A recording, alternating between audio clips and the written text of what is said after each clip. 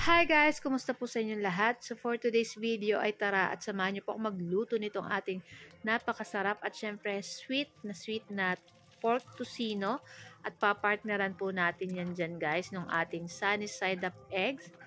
Kayo po ba guys, ano po ang inyong ulam? Ayan, shout out po sa ating mga new followers.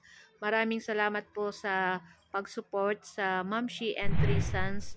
So yung mga bago pa lang po sa aming page, huwag niyo po sanang kalimutan mag-like, mag-follow para palagi po kayong updated sa aming mga bagong video na i-upload. So, ayan na nga yung ating tocino dyan guys. So, nilagyan ko lang yan ng tubig para pampalambot sa ating pork. At pag natuyo na yung ating tubig dyan, ayan, maglalagay na po tayo dyan ng mantika para maluto pang masyado yung ating tocino. So, papa-brown-brown lang natin yung ating tocino dyan guys.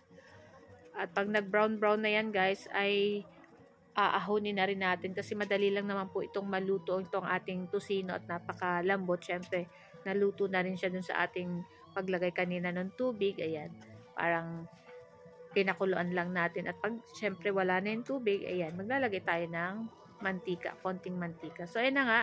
So, hintayin lang natin na mag-brown-brown ng katulad ng ganito. At pag ganito na po guys, ayan, pwede na rin natin to guys ahunin. So kayo po ba guys, ano po ang inyong dinner tonight? Ayan. So ito lang po yung ating madaling maluto dahil hindi ako nakapagluto kaninang tanghali at bumili lang kami ng luto. So ngayong gabi, ito yung naisipan kong lutuin. At syempre nag-crave din po talaga kami nitong ating tocino kasi last time kumain kami ng isa kong anak, medyo nagtatampo yung aking dalawa at hindi pa daw sila nakatikim nitong ating tocino. Kaya, ayan, at nilutuan ko na lang uli sila. So, ayan na nga. At itong ating itlog, ayan.